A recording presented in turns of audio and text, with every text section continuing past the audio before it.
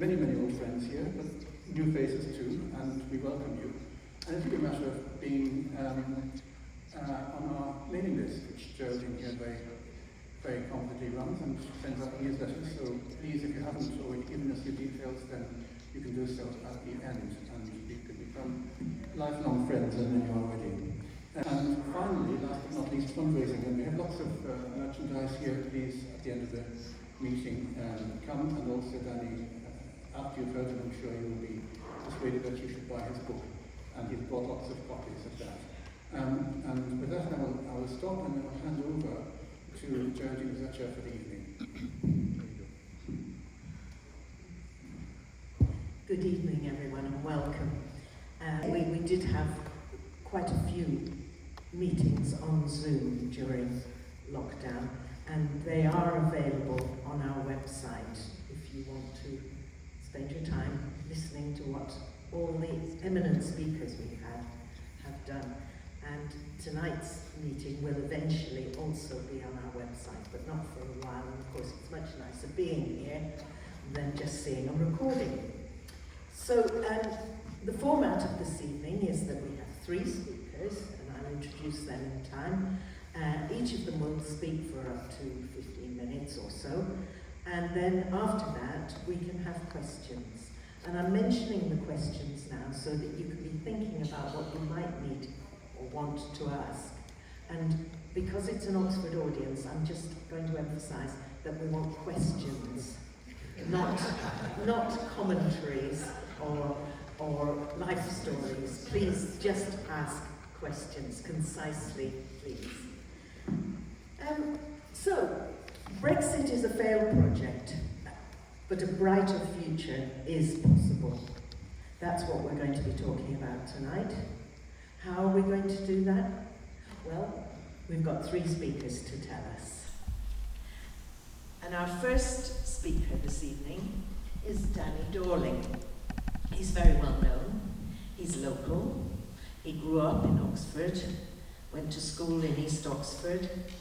He studied geography and started his career in Newcastle. And because he's a geographer, he's moved around a bit. That's what they do. Universities in England and in New Zealand. But he's now Professor of Human Geography here at the University of Oxford. His interests include housing, health, employment, education, and poverty. Well, everything really. So he can talk to us about everything. Welcome, Danny.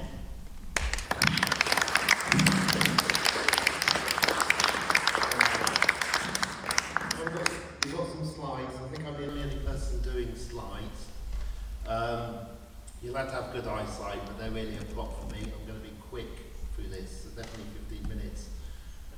The first one is John Major. And I'm going to talk a little bit about where did this come from and to remember. This is 1993, over 30 years ago, when he gave a statement. 50 years on from now, Britain will still be the country of long shadows on county grounds, warm beer, invincible green suburbs, and so on, old maids cycling to Holy Communion. He was trying to reassure us about a particular change in our relationship with Europe, but he was also trying to deal with the knives in his back, for those who can remember. I won't say the word he used to describe them, but it's important to remember when you're trying to explain to people what happened. Remember, somebody like me has to explain to 18 or 19-year-olds what happened. It's a long history. Let's click forward quickly, because really I just want to show you 2 graphs at the end of this, but being a lecturer I have too many slides. Margaret Thatcher and Tony Blair. You can't read the text. Margaret was very pro. She was pro joining, if you remember that jumper with all the flags and so on. Tony very pro, but I would argue in a way both of them helped sow the seeds from what occurred. Let's go forward to our first graph. This is inequality coming up now. It should be red and blue.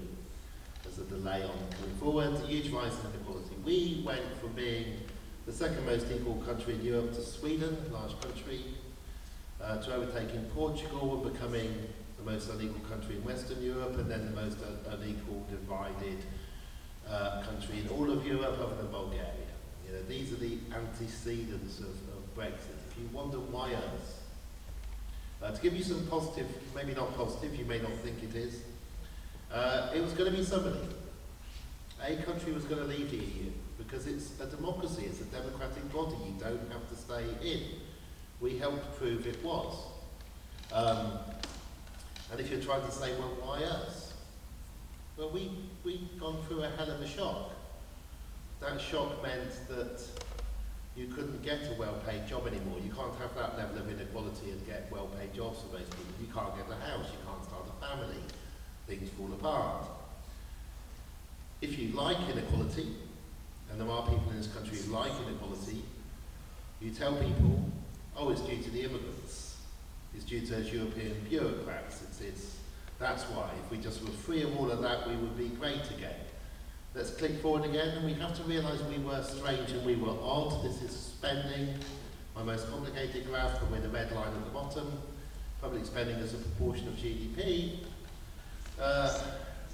Greece, shortly after the generals, was worse than us. Spain after Franco, but essentially we're a low tax, low spend economy. Thinking about why us? Don't worry, you get the idea. And this is the positive side, I'll give you. If it hadn't been us, it would have been somewhere like Greece. And it would have been worse for them. Right? Because it's already a country which was very in dire straits following the banking crash. It has a land border with Europe, with Bulgaria. Every country in Europe now knows that if you've got a land border, you don't think about leaving. In fact, they don't think about leaving. All the far-right parties of Europe may still be far-right, but they don't talk about leaving anymore. Right? We've done a favour. Not good for us, but it hasn't damaged them very much. I'll try and give you one more positive thing. Imagine that I was a Remainer. Imagine we'd won 52% Remain, 48% Leave. What would have happened? Well, that's what the spread betting said. That was what they expected. That's what the Leave campaign thought was going to happen. They thought they were going to narrowly lose. That's why they did a series of things which were illegal, because they didn't think they were going to be investigated. You wouldn't do those things. Otherwise, if you can remember the shock on Boris Johnson and Michael Gove's face the day after, right? They didn't expect to win. What they were getting ready for was a long, protracted war of attrition. The call for a second referendum. It would be a country still in civil war if we hadn't voted Leave. I'm not saying it's a good thing, I'm just trying to say we didn't realise what a mess we were in. We really didn't see it. Let's click forward again, just about 6 more slides. This one is just from a friend of mine who's an artist. What she's done is print out all the regulations for universal benefit onto a piece of silk to see how long it is that you have to read if you want to claim Europe's most miserly benefits. And she's done this for several sets of government regulations. It's not necessarily a country to be terribly proud of compared to what the mainland had. And there was a fear amongst those who funded Brexit, those who wanted it, who were based in hedge fund offices in Mayfair, which allowed Nigel Farage to have free accommodation, or who ran chains of pubs, or whose fathers were colonial officers in Belize and so on. I mean, you remember who actually did this. Let's click forward at what we're good at. We're good at 3 things. We're good at banking, particularly casino banking.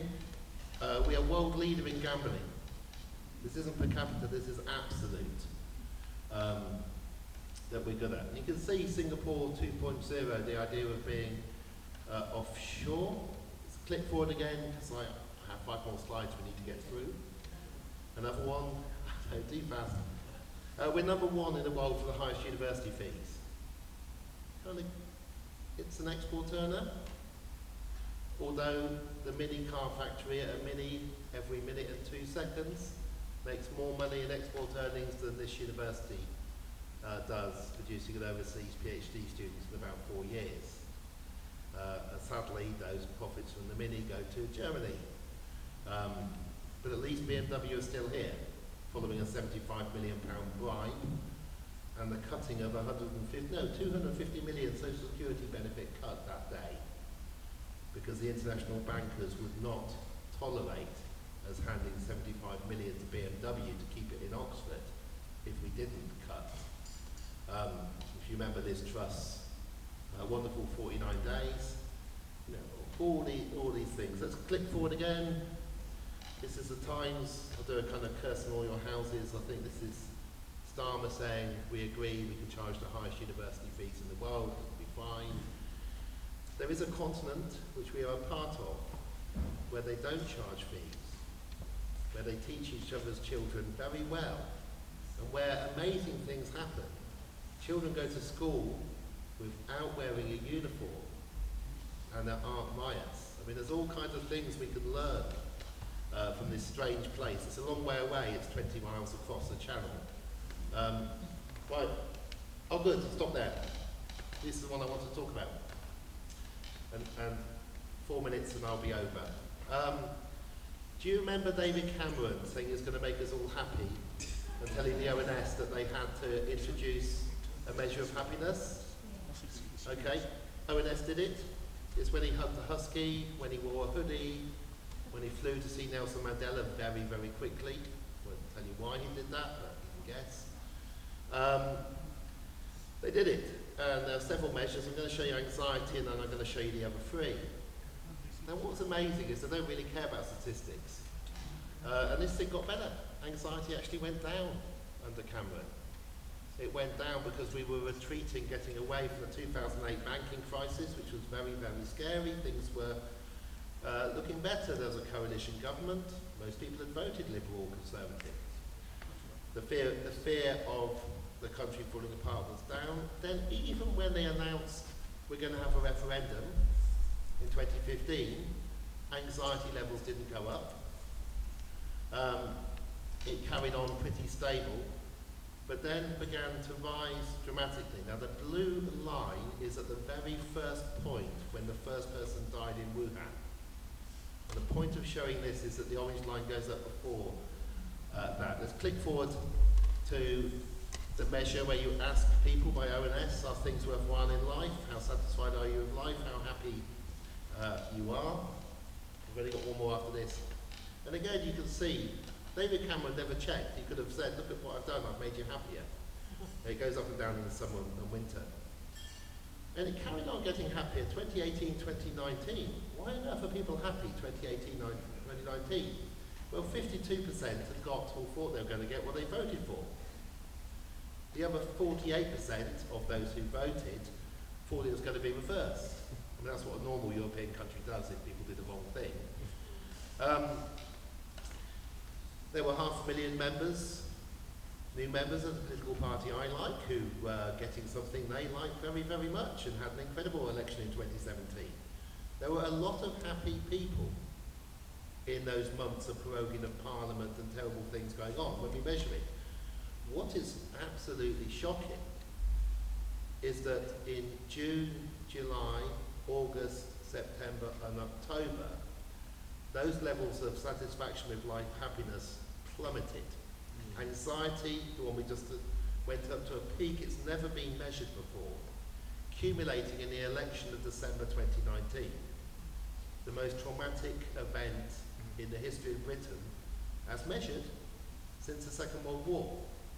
Now the anxiety one shows it, these don't quite. With anxiety, COVID was less fear-making than Boris Johnson's landslide election by the ONS measure.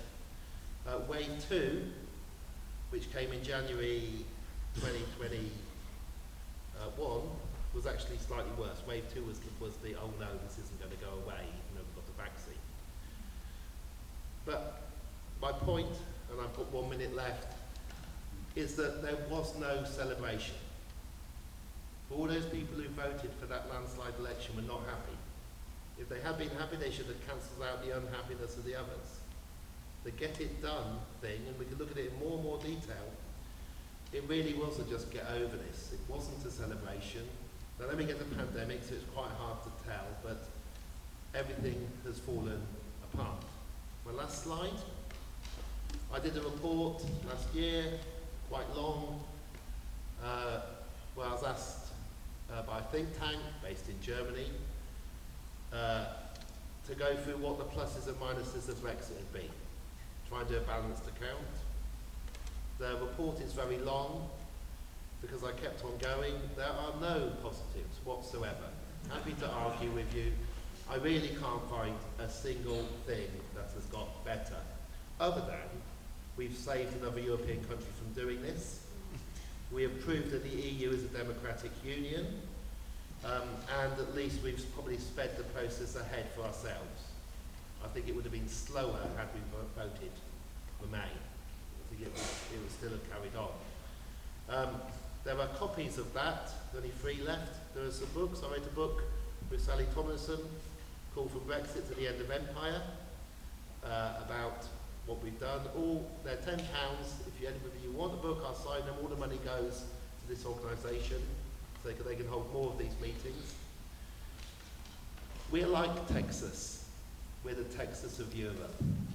Highest number of prisons, fastest falling life expectancy, the only country in Europe where our children are falling in height and becoming more stunted, where they are dying at a higher rate between the ages of 1 to 4 than they were a few years ago. I can reel out the most terrible sets of statistics to you, all made worse than Brexit. The poorest fifth of people here are poorer on average than the poorest fifth in Eastern Europe. We still have a better neonatal mortality rate than Romania and 4 other very poor countries, but ours is going to be worse than theirs within 15 years of current trends. It is falling apart. Statistically measured, it is falling apart. And it was falling apart before, which is partly why we got Brexit. We gave people only 1 vote in their lifetime, or 2 if they were old.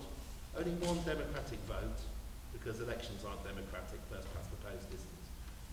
We gave people 1 vote. And we told them, the churches, the trade unions, all the political parties, the CBI, everybody told them to vote 1 way. And 52% of them who voted the other way. We then misrepresented who it was that had voted. I published an article in the British Medical Journal 2 weeks after. Why the British Medical Journal? Because they fact-check it. The majority of people who voted Leave lived in the south of England, where there were a minority of the electorate. This is a southern English vote, not Stoke, not Sunderland, Hampshire. The majority of the people who voted Leave were middle class, not working class. Working class people are more likely not to vote.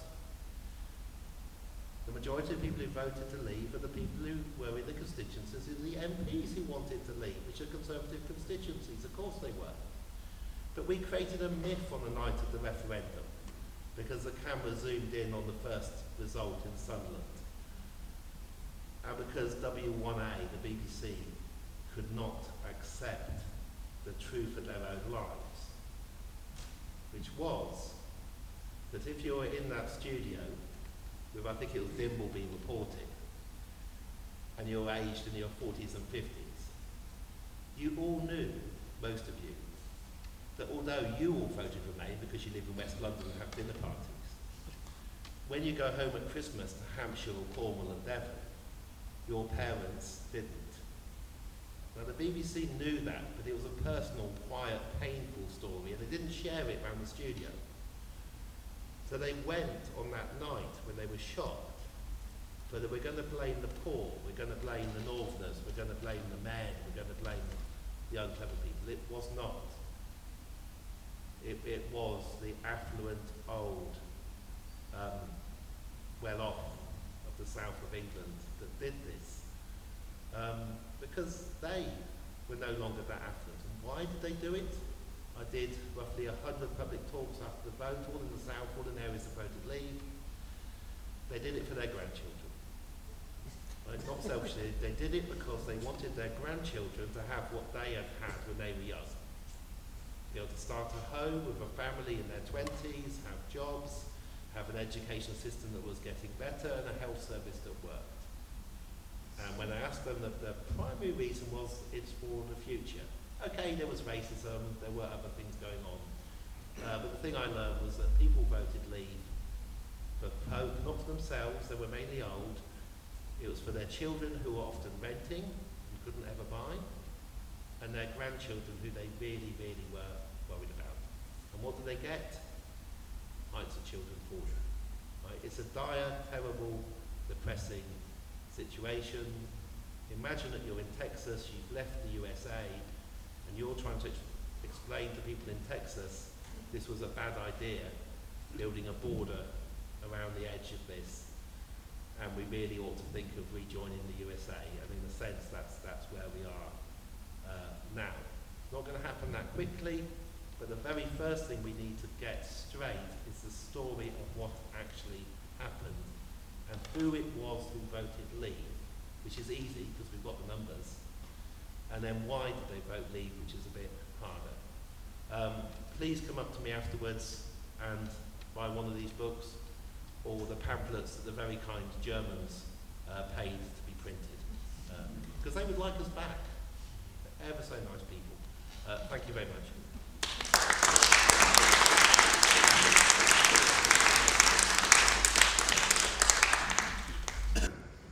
Thank you, Danny.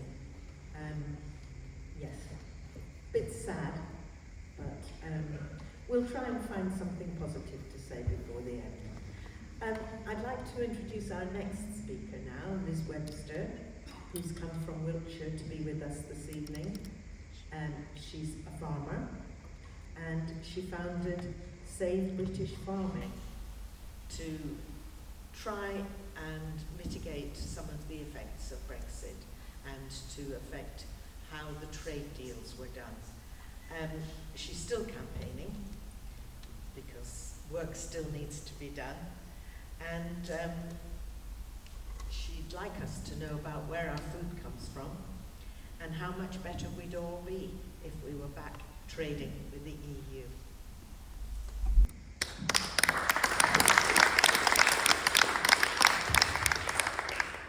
Thank you very much. Good evening, everyone. First things first, just to carry on from Danny. I'm part of the monolithic bloc, the farmers, who all voted leave. We all left house that day, and we all voted Brexit. And I spend more time arguing with the Remainers about the fact that that is not true. The farming vote was split, as best as we know, and it depended where they lived, how old they were, what their education level was, and also which farming industry they're involved in. Because, believe it or not, farmers are not all the same. They're all different, and they do different things. So, just a bit of history. I set up Farmers for a People's Vote before Brexit happened because I knew that Brexit was going to be an absolute disaster, and I knew that the sacrificial lamb of Brexit was farming and food.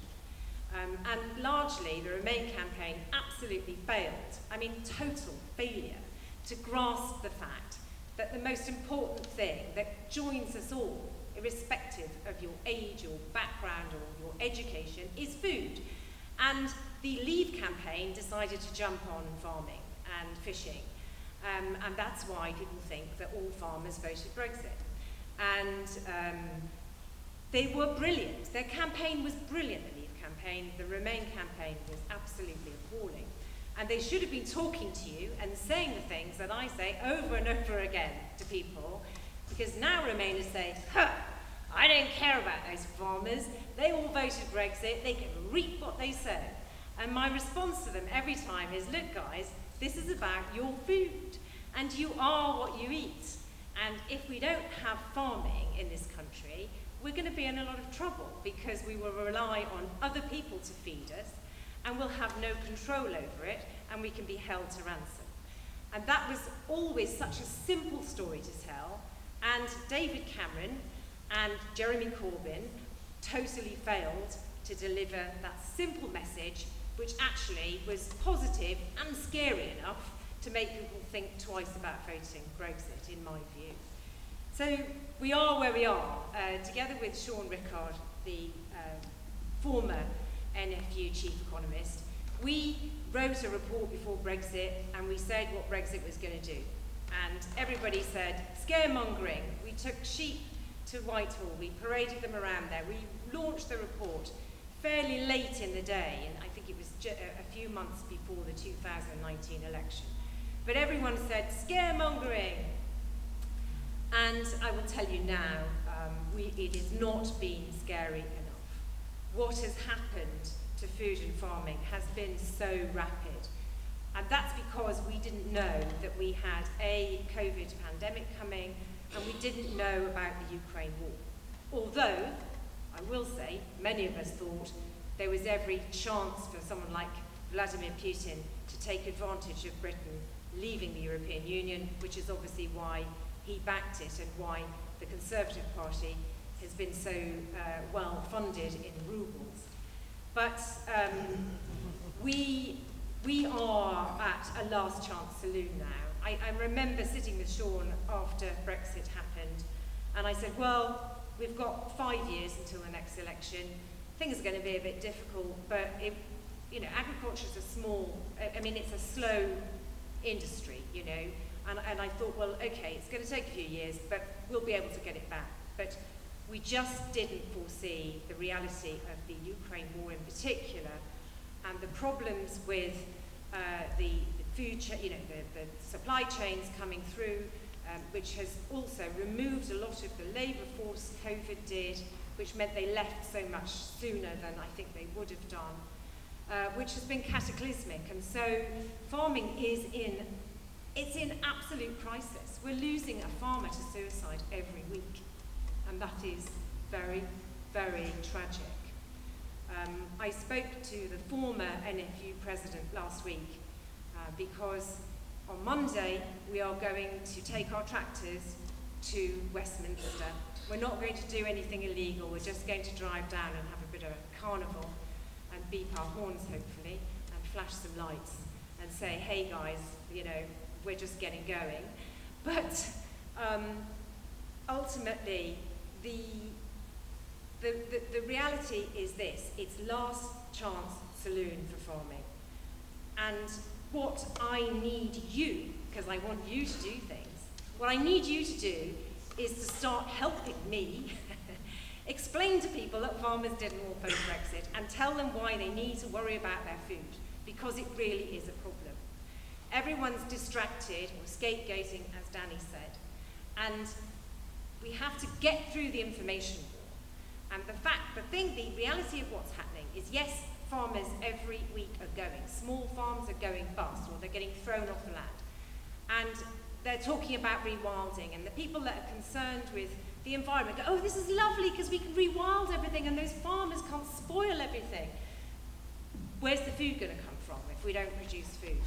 And the other thing that is happening is that factory farms in Britain are increasing, and they're getting larger in size, and they're private, and you're not going to know where they are unless you fly over Britain and see them.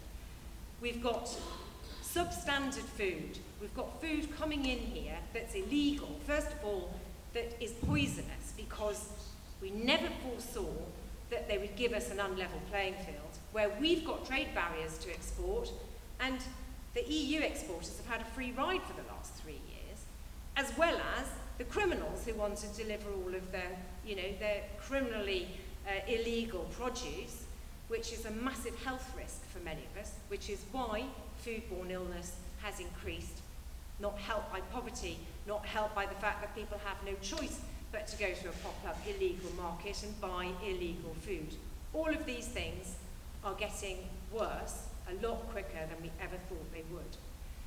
And those people that really want Brexit for what they wanted for, like Dominic Raab, who is member of a Facebook group which was looking forward to the days of the return of debtors' prison, the workhouse, and goodness knows what. And we have laughed over some of that, but goodness me, we are a lot closer to that than I ever thought could be possible in such a short period of time. But there is hope. We're in an election year. The Conservatives are finished. Yes. They're done.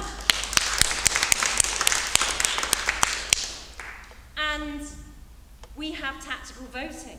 We have a population who are awake. We have got some who are sort of still saying, it's not the Brexit I voted for, it's not Brexit's fault, and all of those things. But we can agree, everybody can agree, that Conservatives have to go, and that they are absolutely rotten to the core. And so, I think Labour's going to win the next election, and really it's just a question of how big is that majority, and how comfortable are we of having potentially the largest majority government ever, which is a bit scary. And that's where you come in, and that's where we all come in. And that's where I'm so excited that farmers are suddenly able to get up and join us and say enough is enough. Because once those Labour MPs are in the blue wall seats, and I think it is going to be largely a lot of Labour MPs, I'm not going to go into why, once they're in those seats, they're going to be like the red wall Tory MPs, who are very, very sensitive to their inbox. And that's where we all come in, that we've got to start filling their inboxes, we've got to be organised, and we've got to make sure that we have the right arguments, which I can tell you now, first and foremost, is not to have arguments with people about what they voted in 2016 or 2019. We've got to agree that we've got to move forward and get a new voting system. We've got to get rid of the trade barriers. We've got to get rid of the substandard imports. We've got to make sure that we get a country that works. And we have to get up and make it quick, because if we don't, it's all going to collapse. And goodness knows what happens. Potentially Nigel Farage, the reform, people will turn to that in desperation. So yes, there's hope. There's still a lot to be scared of. And there's an awful lot to do. So don't think you can retire anytime soon. So on that note, I'm going to hope that you want to ask me lots of questions, because I can ramble on about farming and food forever and you'll probably all fall asleep. So I look forward to those questions, and I'll pass over the microphone.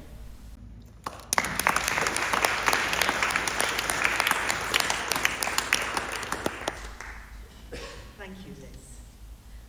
We'll come back to you with the questions later. But first, we're going to hear from Willow Fisher. And Willow is a second-year undergraduate at Manchester, and he's been involved with the Young European movement, and he's their head of campaigns. He's come all the way from Manchester to be with us this evening. And he is an opportunity to demolish some myths. Danny was talking about older people voting for Brexit. I guess a lot of them did. But there are quite a few of us older people here tonight who very definitely didn't, and feel very strongly that it shouldn't have happened. And the other myth is that young people aren't really interested in politics. Well, we've got someone here who is, and who's got something to say about it all, and I hope that he's also going to tell us what we can do. Welcome, Willow.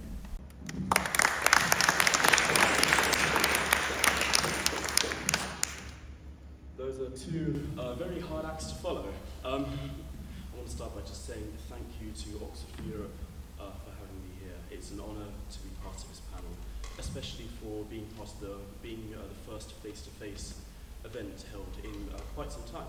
I'd also like to take this opportunity to thank Geraldine for being such a wonderful chair, and the organiser, Peter Burke. So can we just have a quick round of applause for the organiser?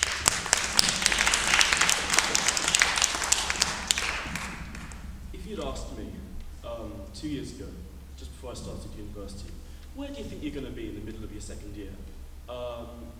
Being on a panel with an Oxford professor and a leading campaigner in the UK would not have been on the list I would have given you, to be honest. This came a little bit out of nowhere, my involvement in politics. I've been interested in it for a while. It was actually the Brexit vote when I was just 13 years old that really started to get me more interested, more aware of the political landscape around me.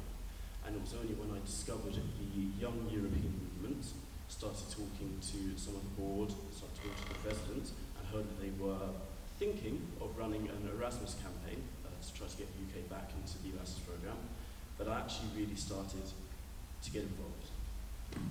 I was approached by the president asking if I'd like to be on board, having already been a member of YEM. We worked together to create the Embrace Erasmus campaign, which I will tell you all about at a later point in the speech. But I think first it's important that we're all on the same page about Erasmus. Obviously, it's something which a lot of people know a little bit about, but in my time working with YEM, in my time campaigning, in my time making the Embrace Erasmus campaign, I've discovered a lot of people have some misconceptions about Erasmus. So I thought we'll all get on the same page first of all. Probably the most important thing about it is that we didn't have to leave. Even after the Brexit vote happened, even after all of those years of going back and forth in negotiations, we were promised every step of the way that we were going to stay in Erasmus Plus. We were promised right up until just a few days before we actually left the EU, we were promised that we'd stay in, and then the government just seemed to reverse its decision, and suddenly we were left with nothing. We had a couple of years of funding left, but after that we were going to be completely on our own. We were making, UK universities estimated we were making £240 million annually from the students coming over from the EU and other countries, spending their grant money, spending their money in our local economy. Of course, we were told by the government that we left Erasmus because it wasn't offering us value for money, which, you know, I'm not 100% sure about that reason myself. Erasmus offered a reciprocal exchange between countries, which have replacement the Turing scheme just doesn't offer. We aren't having any students come to our country from the EU. Between 2019 and 2022, we saw an 84% drop in EU students. That's just 3 years and 84%. Our universities, our young workplaces, our local organisations that were previously so enriched by these EU citizens, by these cultures that were coming over to us, not just us sending them over to the EU and other countries, but are coming over to us, just gone suddenly. We've lost significant amounts of soft power. We're no longer as welcoming. We aren't seen as a safe place. We aren't seen as a welcoming place for young trainees, for students, for young workers to come to anymore. It's about Erasmus, but it is broader than that, of course. When we got rid of the ability for school groups to come over to the UK without needing passports, just needing their ID cards, that hit another massive blow in youth mobility. We've been set when we left Horizon, when we left Copernicus, just putting barrier after barrier, layer of separation after separation between the UK and the EU. The UK government betrayed its students. We've betrayed our young people, our young workers, our trainees. But that's the depressing part. Out the way, by the way. Sorry, everyone. That's the sad part of it. Because things are starting to look a little bit more up. Last year, after a long and lengthy process, we did rejoin the Horizon scheme. We rejoined the Copernicus scheme. Our academics are back in proper contact and proper connection with the EU. We haven't done it for every country, but at least France now no longer needs passports for student groups, for young groups of people to come over to the UK. They're able to travel much more freely, and there are calls, there are increasing, growing calls from across the political spectrum for these kinds of privileges, these, frankly, rights of young people in the EU to be able to come here. The calls are growing. And we're trying to get the government to expand this beyond just France, expand it to across the EU, have those rights back. Now, not enough is being done yet. The government is staying too quiet on it. But the calls are beginning to grow. I really do firmly believe that we can do better. We can do better than the government has done in the last 5 years. I really believe there's a future for the UK sees our young people, our students, our workers, as closely linked to the EU as ever. I'm happy to say I'm not the only one. In 2023, last year, I don't know if I said it like that, the Young European Movement launched our Embrace Erasmus campaign. I'm sure that some of you here have heard of it, some of you might have even got involved in it, some of you might not have, and that's okay, here's your chance to learn a bit more about it. We launched it officially in December. On the same day we launched a petition calling on the UK government to reopen negotiations to rejoin Erasmus. Our initial target was 25,000 signatures. To this day, we've had more than 41,000 in just a few months. Thank you. Which is a fantastic result considering where we're expecting to be at by this point. We actually managed to hand that petition in to 10 Downing Street just about a month ago. Our campaign has had public support from Mayor Sadiq Khan, Sir Vince Cable, Caroline Lucas MP, among tons of others across the political spectrum. Amongst policymakers, amongst the people actually running the show to varying degrees, there is a common backing behind this. There is a sentiment. People want to be closer to the EU. People are starting to regret that hard break that we made between the students and the young workers of the UK and the students and the young workers of the EU. The Turing scheme, across the board, is being seen as inadequate. Schools are crying out about how hard it is to get funding, about how tight the budget turnarounds are, about how badly handled it's been by Capita and by the private organisations that the government has decided to hand over running to.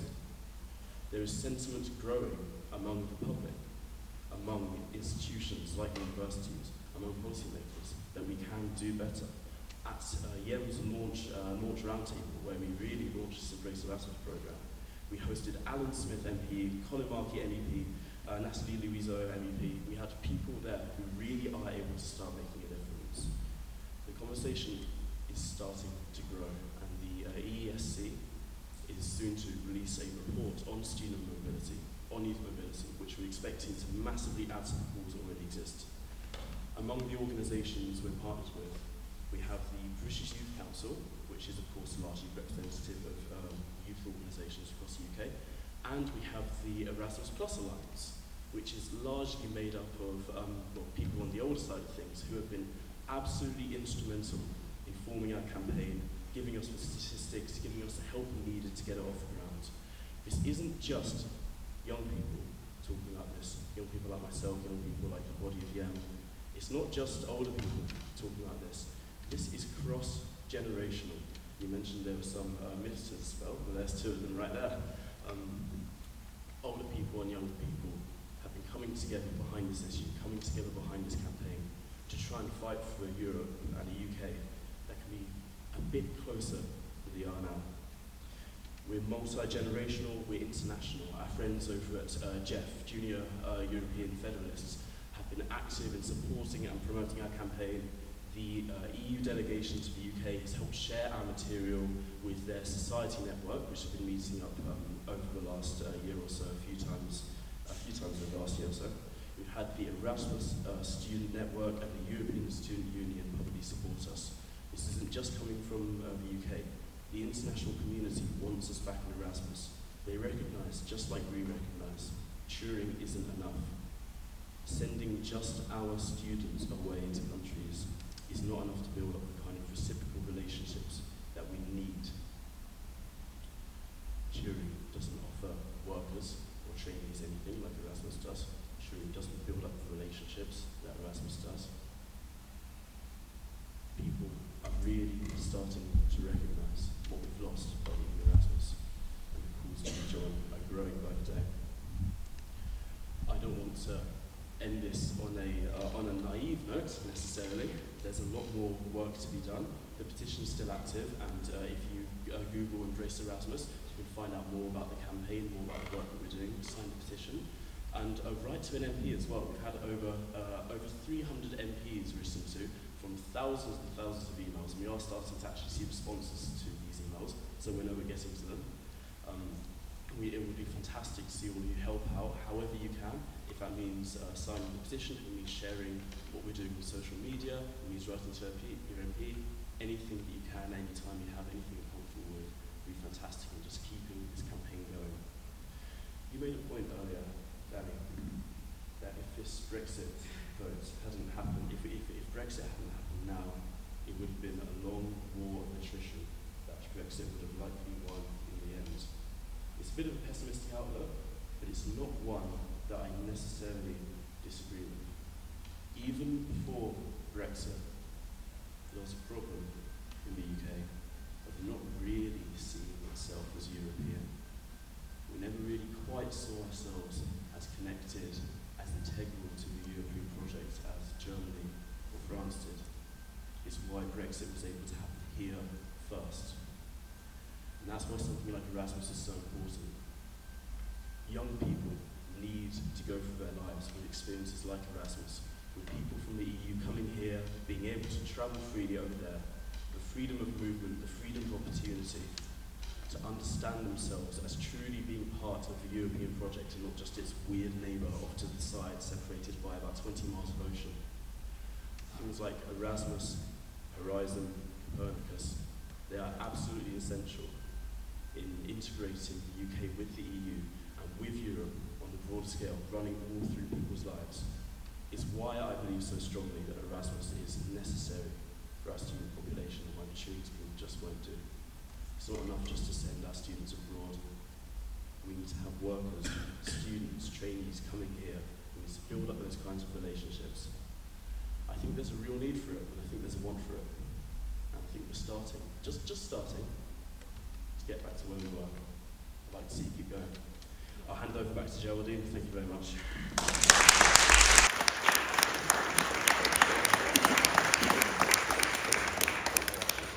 Thank you, Willem. You mentioned your petition. Those of you who are on the mailing list for Oxford for Europe's newsletter will see that there was a link to that petition in the newsletter that I sent out last week, I think. So if you haven't signed yet, here's your opportunity. I did also mention another petition there, which is the European movement as opposed to young Europeans, to do with musicians travelling and how difficult it is now for them to do that. So do look at your newsletter. It's worth reading. So we need to move on then to you.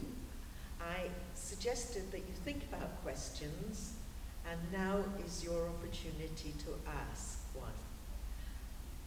John. John Tanner, a member of Oxford for Europe. If we get a Labour government later this year, what three things would you like to see that Labour government do in order to knit Britain back into the European Union? I assume everyone could hear that question. So I'm going to, who would like to start? Danny. You looked at me. There you are.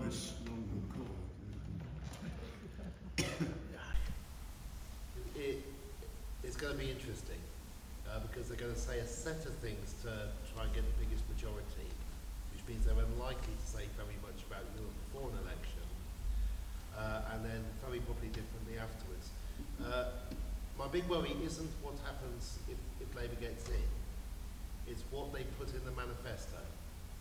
Because if it isn't in the manifesto, the House of Lords, which is stacked with people from the other side, including UKIP Lords, the House of Lords can change it. So whatever you do, there needs to be a hint in the manifesto that makes things possible. Otherwise we'll be battling against the Lords. Ironically at the moment, the Lords are the most liberal part of government, and are actually stopping some awful things happening. But don't think the Lords have suddenly become soft and so on.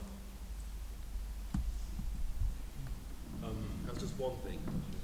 You've got two more. No, you do.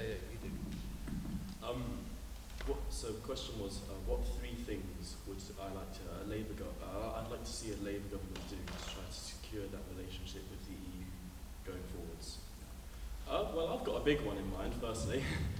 It would be quite nice to see commitments on Erasmus, commitments on youth mobility, on student mobility, on young workers. So I'd say that's probably my first one. Obviously, it's the one I've spent the most time campaigning for. It's one I've spent all my time tonight talking about. So it'd be a bit weird if I didn't mention that. That's number one. I think it's unlikely that we're going to see Labour make any steps towards a full-scale rejoin kind of commitment. What I'd prefer to see alignments between the UK and the EU. Even if we don't say we're going to adopt EU rules and regulations, one thing I'd like to see is potentially it's a small thing, maybe slightly niche, but make sure that a lot of our trade, our imports, and our kind of international economic policies line up well with the EU. Because I think that what a Labour government has a chance to do is later on, if we do end up rejoining the EU, which we would all like to see, it'd be good to make that transition as smooth and as seamless as possible. Not have to change too much, not have too much to suddenly snap, turn around on, change rules, change regulations. So I'd like to see, so the second thing, an alignment of EU and UK policies on that kind of thing. And I suppose the third thing I'd like to see is less infighting among the more relatively pro-European liberal political organisations, even within just the parties. I think that there needs to be united, strong fronts against the Eurosceptics, against the more conservative parties and members of Parliament. I think they need to come together, compromise where necessary, and really say, we are working together. We are not going to let the Conservatives back in. We are not going to let anything that we do get turned around. There needs to be a strong front which can consistently take us closer and closer back towards the EU. Thank you. I'm going to take chair's privilege here and say what I would like, just one thing, is to change the voting system. Because the first time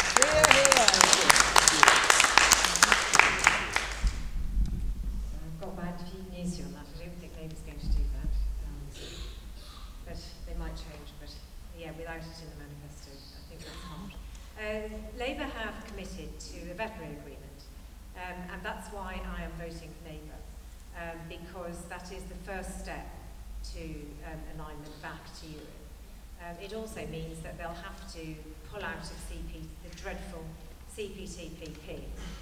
I mean, it's just astonishing, isn't it? We had a vote to leave the EU, and then they put us into the CPTPP, which it's got no democratic structures in it whatsoever, and you basically have to harmonise regulations with the countries that are in there. The rules are pretty much set by America, so we know what's coming. Japan is sort of holding the fort, as it were, because Trump pulls out of it. And we go in there and they'll say, hey guys, you've got to harmonise this and take this hormone-fed beef and everything else we tell you, and we'll have no redress because of the way that the whole thing is structured. It is appalling. So I am going to be working really hard on forcing Labour's hand on CPTPP and these awful trade deals. You know, they signed a deal with Australia, which actually gave, in 15 years, it gives Australia absolute total access to our market for as much beef and meat as they want to send over here. But they didn't negotiate any quotas for British beef to go to Australia. Not that Australians probably are desperate to try any of our beef anyway, why would they? But it's just incredible how anyone can celebrate Brexit given what this government has done.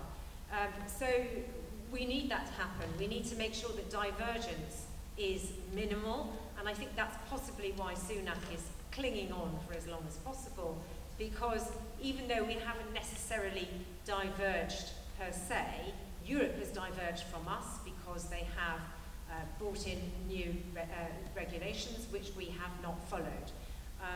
So we have to hope that that happens. I have hope that with Northern Ireland, still being in the single market and the customs union, but not really being in it, that there may be a fudge. There may be a fudge available with Europe and a Labour government if they've got a big majority. If we actually annihilate the Conservatives, there could be a fudge available to get rid of these trade barriers. I mean, we're not going to rejoin. We're not fit to hold office in Brussels, but at least we could get rid of those trade barriers. We could make sure that the economy could get some growth back. And we could hopefully get freedom of movement back through because Theresa May's deal was meant to be this. It was meant to be a permanent transition with a backstop for Ireland. And if I was Keir Starmer, I would go back and try and see if you could get that, as in, can we try and get back to transition without everybody really knowing about it through a fudge and get rid of these trade barriers and also stop the horrible not for EU food label, which I'm sure you've heard about, which a lot of food processors really don't want to have to go to the expense and bother of doing. So I think, again, as I'll say, I think always the biggest arguments against Brexit are food, and the biggest arguments for rejoining are with food. And I work with the Labour Party, and I remind them, and I remind the Shadow Farming Minister, that no government, irrespective of the size of their majority, survives food crises.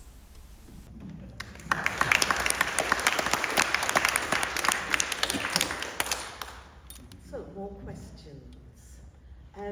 The lady at the back, in red.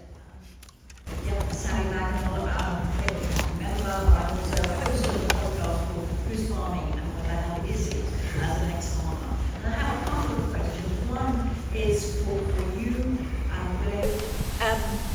today the happiness report came out saying that probably your generation are unhappy listeners from all over the world.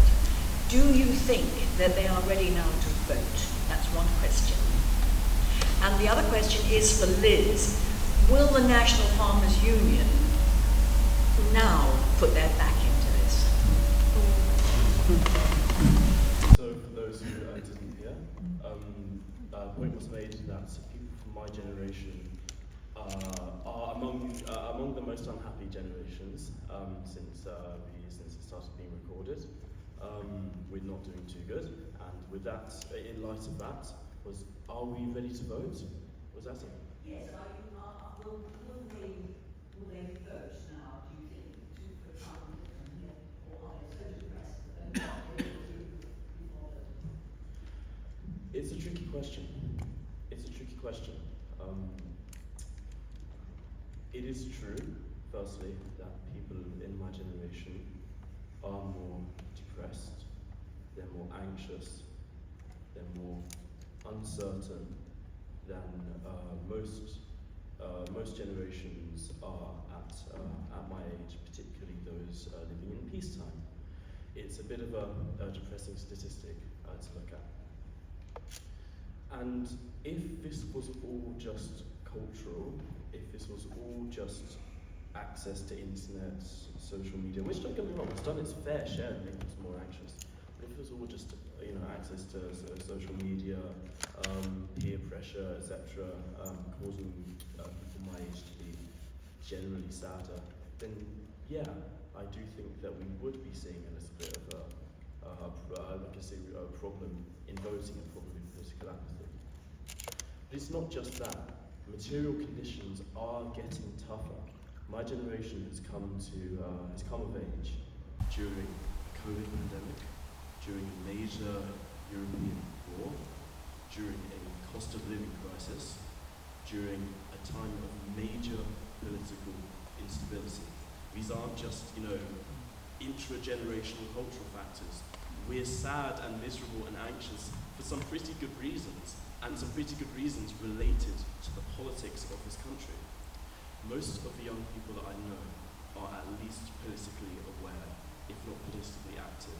I study in Manchester myself, and it seems like every other day there is a march of young people running up and down the road, getting in the way of my bicycle, which is heartening to see, but it's a bit annoying sometimes.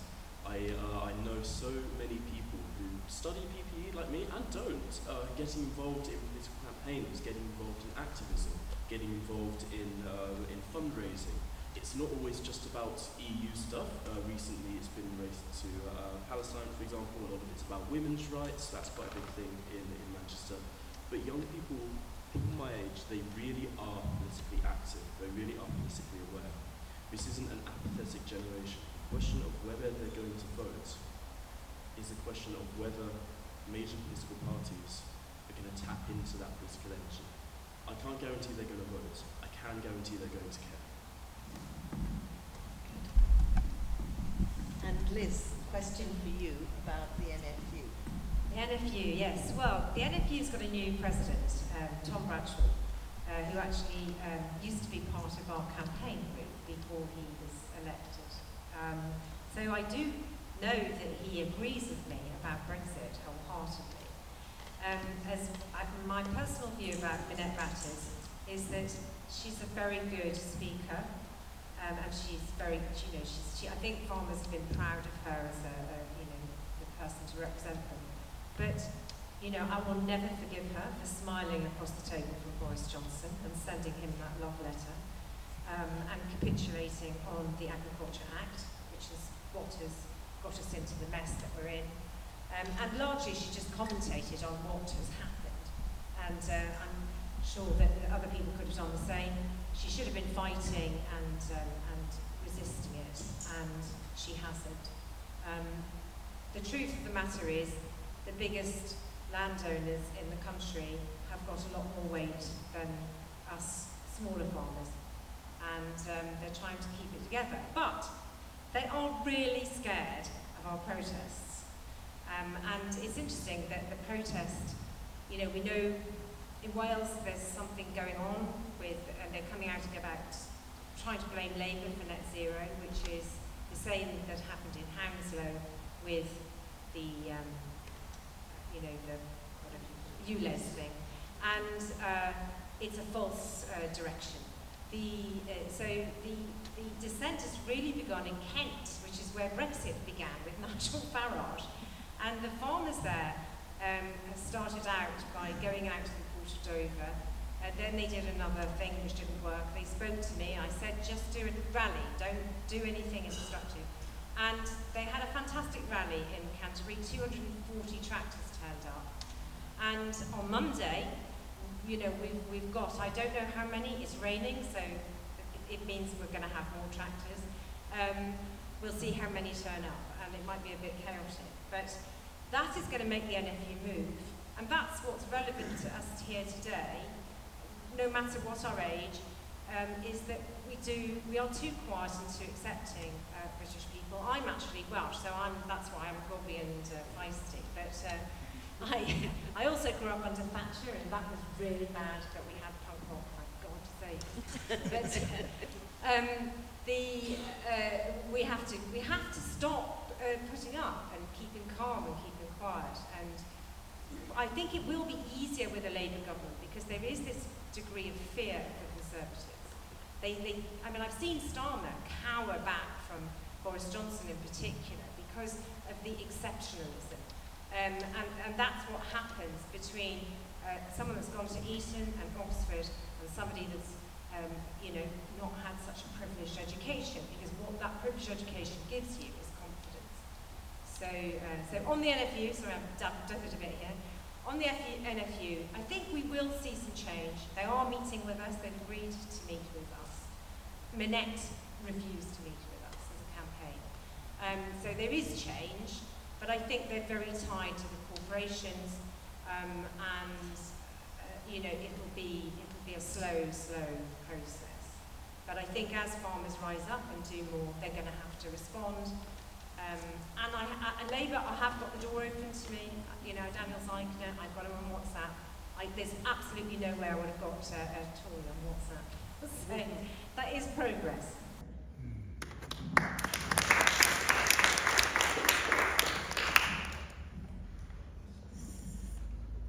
Nice to see so many hands up. The lady here.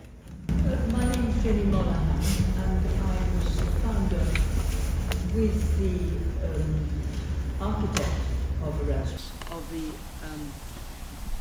the alliance, which initially started to fight at a time when the young European movement was not very active, and it was a hell of an uphill battle. But it was Howell Jones, who is a Welshman, as you can see here, who phoned me and said, "We can't let this happen, Jen, can we?" And I said, "No, we can't." And so we got together a bunch of marvellous people who've been professionals in Erasmus. They were teachers, trainers, people who worked in every walk of life. Just to say, we don't have a lot of time. And Would so you move on to your my question, question please? now is twofold. One is, in Europe, they want us back. They've said so constantly.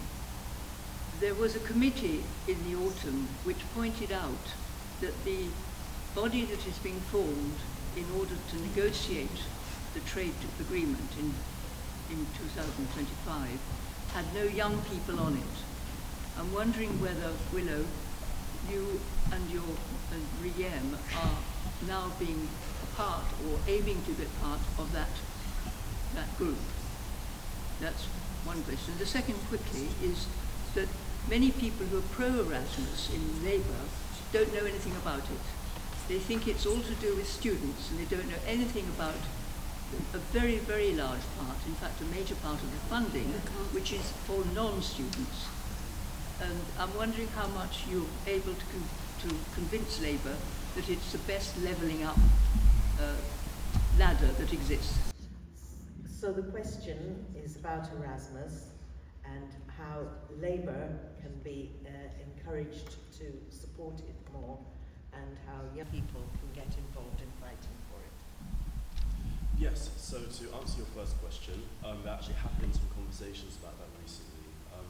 While there's been no official offers, we've been talking about this with the EU delegation and some representatives from the EU delegation, as well as people that work in both the British Youth Council and the EESC, about ways that organisations such as and including EM can get more involved in taking, in being consulted on this kind of thing, in taking potentially advisory positions, in having some kind of influence on this element of politics. So yes, I can give some good news there. In fact, the EESC is going to be releasing a report pretty soon, headed by a man called Maurizio, representative of the British Youth Council as well. Which is going to be about student mobility and youth mobility broadly. So yes, I can say that young people are starting to have more of an active hand in that. Secondly, I completely agree with you. A lot of people, not just in Labour, but also in Labour, do genuinely think that Erasmus is, it's just that thing that university students do for a couple of months. It's a lot broader than that. It's got young workers in it, has school groups, it has trainees, many groups which a Turing scheme actually does not offer. The Turing scheme is pretty explicitly focused on just students, and it's kind of hijacked the general conversation by putting their focus on just students. So a lot of people think of Erasmus and Turing as functionally the same thing. Maybe they know that Turing doesn't let other people over to the UK, but that's about all they know. So part of convincing policymakers that Erasmus is necessary and we do need it back is breaking that kind of narrative. It's not just talking about students, it's actively talking about the trainees, the workers who've been let down by this, the local organisations who don't step foot on the mainland but still used to get Erasmus funding. The British Youth Council had about 40% of their funding covered by the Erasmus programme, despite having no activities in Europe really, and so were left a bit high and dry when we left the Erasmus programme. So it is about breaking that narrative and talking more openly about the different non-student related benefits of Erasmus. Thank you. More questions? Is there also work that we need to do here in Britain, apart from campaigning to join the EU, which prepares us for it? I mean, I've worked in Ukraine, and they say they want to join the EU, but the EU says, yeah, but you've got to tackle things in your country, like corruption. Now, corruption seems to have grown and grown here in Britain. I don't know how it compares with other countries in the EU, but we see staggering examples of it. Is there work that we who want to rejoin have to do here to make us ready to rejoin? Is there work that needs to be done in this country to get Britain ready to rejoin. But all the work that needs to be done.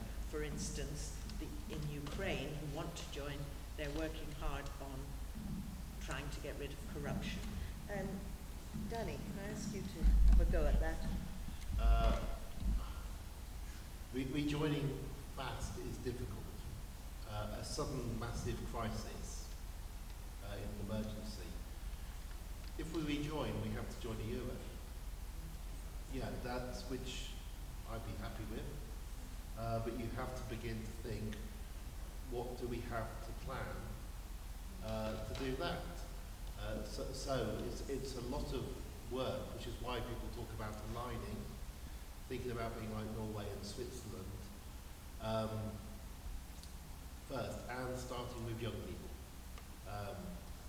So I should say, when I want to say one thing about Erasmus. My 35-year career in universities in Britain has been completely altered by young academic staff, everybody younger than me, always seeming to have been an Erasmus student before they became a lecturer. I joined that college next door. I grew up in this city thinking they're going to be a bit stuffy. I walk into my first governing body meeting in St. Peter's, and a third of the governing body are from the mainland of Europe. Yeah, we just have no idea how much this country was altered by the integration, which makes an Oxford University College work, because that's a young third of the governing body. And they can speak other languages and think in different ways. Those who will have a first degree from Oxford, which is kind of like spiraling down to the bottom, if that's what we're used to do. But it's, I don't know how truthful to be. You know, do we tell people? We walked out of an incredible deal where we didn't pay our fair way. We were allowed to have our own currency. We had this migration of people who other countries had paid for their education and their childbirth and everything, and then their most skilled came over here and worked for a pittance and lived in the worst housing they'd ever lived in their lives, lowest quality housing, for the excitement of being in England. And I think it's probably not a good idea to dwell on the past and what we lost, because it's kind of like too bad. But we have to realise we are going to go back in one day as a normal small country trying to agree accession. The question is, will it be us or Turkey first? It's probably going to be Turkey first. Yeah, but let's not, work that out. We've got to do it in a way that works. The only fast way back in is a sterling crisis, an emergency. The currency is no longer worth having. And if you like, a saving of the UK by you're back in immediately, but bang, the currency changes that year. Very unlikely, but we've had this series of crises in the last 20 years, which you would have said were very unlikely. So fast things happen in that case. I won't speculate any more about it, but that is the way in which I think we would be most likely to join fast. Would be if we had a problem with sterling. If somebody plays a game, we don't make our steel anymore. If somebody plays a game with this currency, actually bets against the UK, how will sterling hold up, given that we're already paying the highest fee for borrowing money from abroad, because we are seen as the most dodgy, weakest, perilous, badly managed country by international bankers. So we have to be careful about it. I'm only being this down because I know you lot want largely to be back in the EU, but the situation is pretty dire, made worse by Brexit, covered up by a pandemic, so you couldn't immediately say that was Brexit, because as the pandemic was our life expectancy still isn't back to 2014. Every other European country is better. Yeah. Our standard of living, our real wages are not back up to 2008. You go to Amsterdam, it's a bit of a shock, because they've carried on getting better off. And it's tricky, if you're British, to go over to the mainland and actually see what normal, relatively slow growth means. Just what people look like, what clothes they're wearing, the heights they are at. And that's going to be, and you can see the resentment. So I'm not quite sure how to play it. I don't know how much do you say about what has happened, because you're up against patriotism and pride and talking the country down. And that's difficult in these circumstances.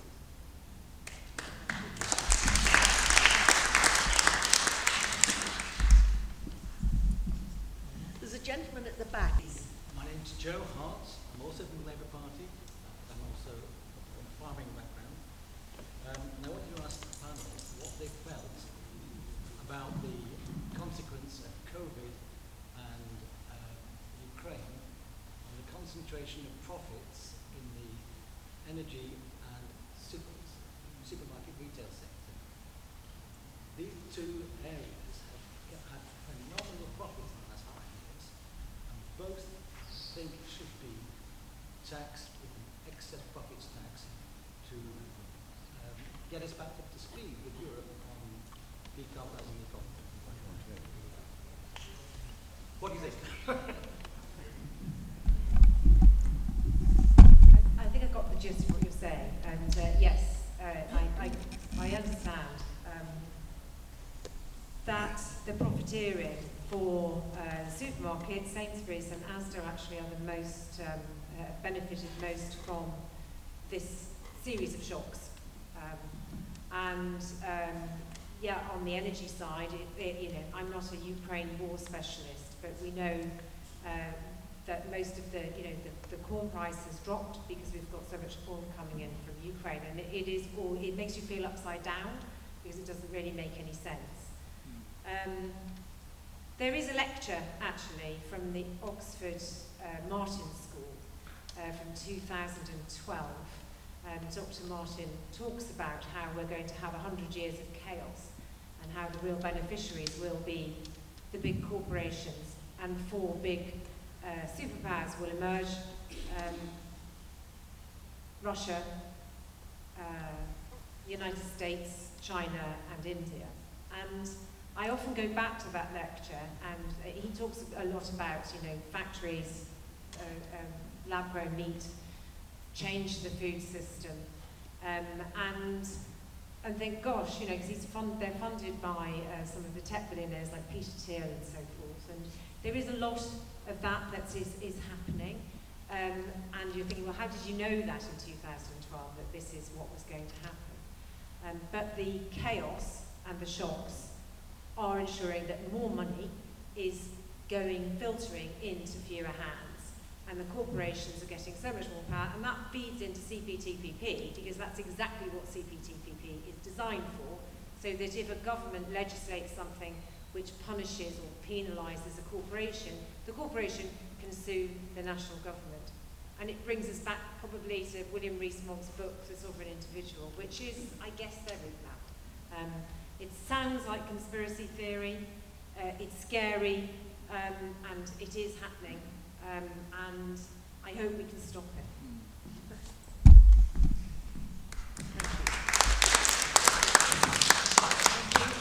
We've got time for one more question, but it's got to be a very short one.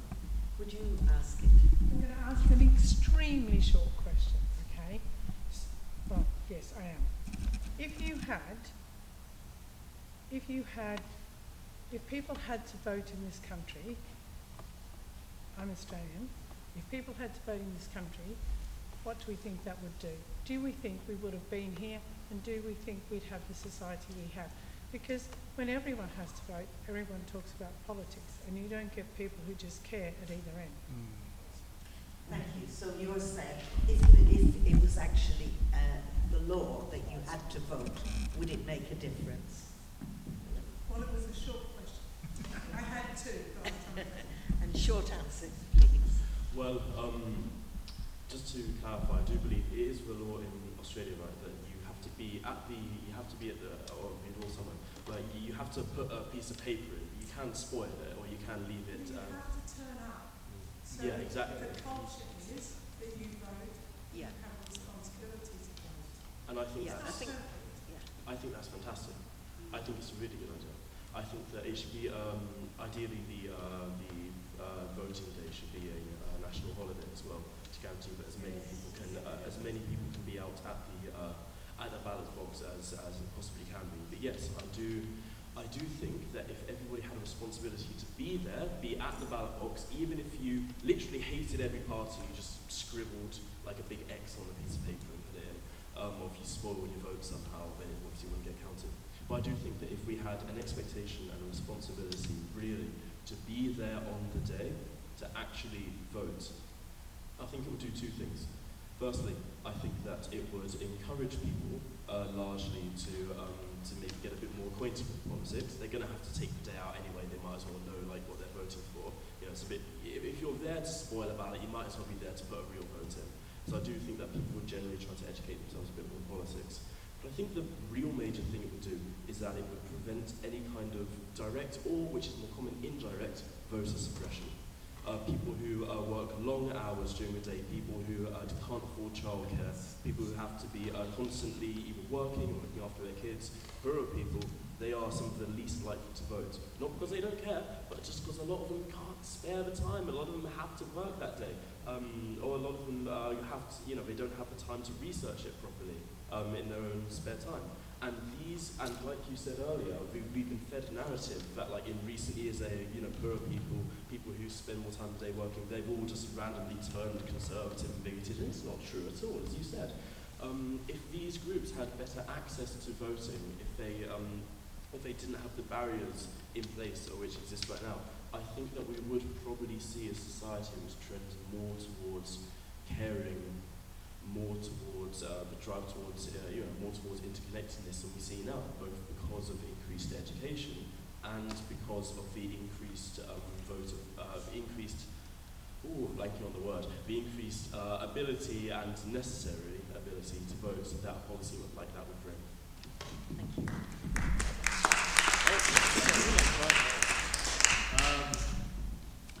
I would push more on the change in the voting system, not worrying about what it was to, but something that's much more PR, so people have got something to vote for that they believe in. Those countries do better, which have that, and many in Europe have had it for 100 years. What I would do is give people a vote in national elections at 16. One of the means, it's an event, are you not going to vote when you're 19, when the 16-year-olds can vote, you go and vote, it's a one-off. But we have the highest health inequalities now in Europe, which means the better off third of the population get to vote in one or two more elections in their lifetime. The pro-conservative bias of life expectancy is about 5 to 7% swing because you get to vote more times because you live longer. At least letting people vote at 16 reduces that a bit. What ultimately you want is a normal European country where you don't have these big differences, you don't have these 10 or 20-year gaps in the average life expectancy between neighbourhoods. So it's incredibly unfair. You could be really mean and say you could only vote in 10 general elections and one referendum in your life. that would have solved it, by the way. But I think that's not very fair.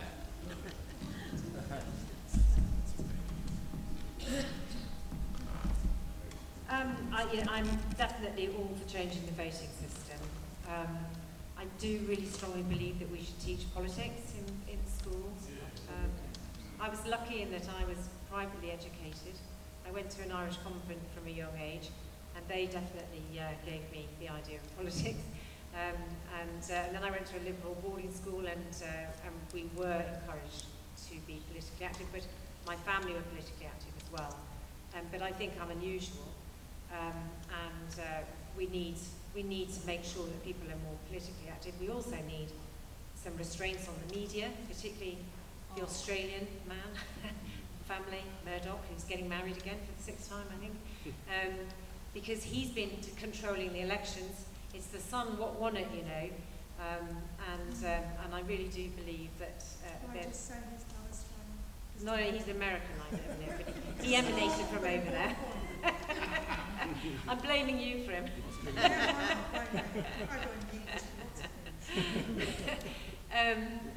But you know that needs to change. But that's why I say this is the last chance saloon. We've got the opportunity to get rid of the Conservatives. And God, you know, for the first time, I've been living in a blue wall seat with a horrible rancid Tory MP, and my vote has never counted. In the Brexit referendum, my vote didn't count because I voted Remain. And to get rid of that, you know, will be a revolution. We kid ourselves and think that we've got democracy at the moment. It's faux democracy.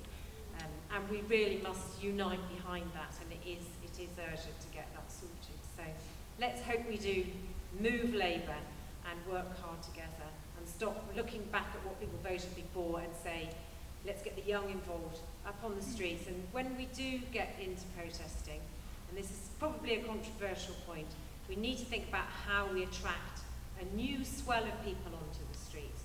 And sometimes going out with it, we love all our blue stuff, and that perhaps we need a rebrand, you know. We did sort of have that with People's Vote, I believe, but we need something larger. To get the changes we need millions and millions on the streets.